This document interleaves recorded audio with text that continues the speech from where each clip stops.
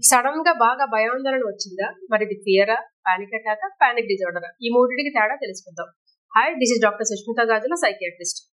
ఏదో ఒక డేంజర్ అనేది ఇమీడియట్ గా మన కళ్ళెదురుగా ఉన్నప్పుడు వచ్చే భయం. ఫర్ ఎగ్జాంపుల్, స్నేక్ ఎదురుగా ఉన్నప్పుడు, రోడ్డు మీద నడుస్తూ ఉంటే ఒక స్ట్రీట్ డాగ్ వెంటబడినప్పుడు, కార్ డ్రైవ్ చేస్తూ ఉంటే ఒక లారీ ఏదో వచ్చి గుద్దేస్తున్నట్టు, యాక్సిడెంట్ అవుతున్నట్టుగా ఉన్నప్పుడు, ఆ టైంలో వచ్చే ఇంటెన్స్ ఫియర్ ఉంటుంది చూసారా, అది న్యాచురల్, నార్మల్, మన సర్వైవల్ కి చాలా అవసరం. ఫైట్ చేయడానికి, పారిపోవడానికి, లేదా ఫ్రీజ్ అవ్వడానికి.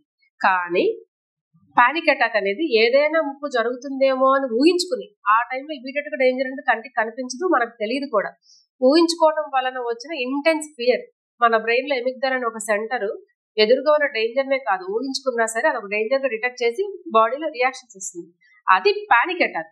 ఇది అప్పుడప్పుడు కొంతమంది ఎక్స్పీరియన్స్ అవుతాం. మేము నిద్రలో కలలో ఏదో ఒక భయంకరమైన కళ రావటం వల్ల వచ్చినప్పుడు జరిగేది.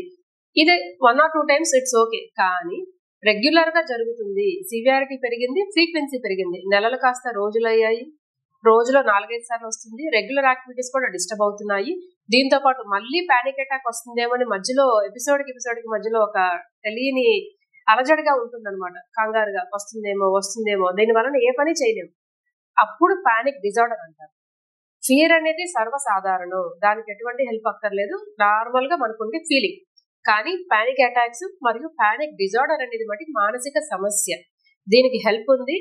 మీ ఎవరైనా ఇది ఎక్స్పీరియన్స్ అయ్యి ఉంటే షేర్ చేయండి. Thank you.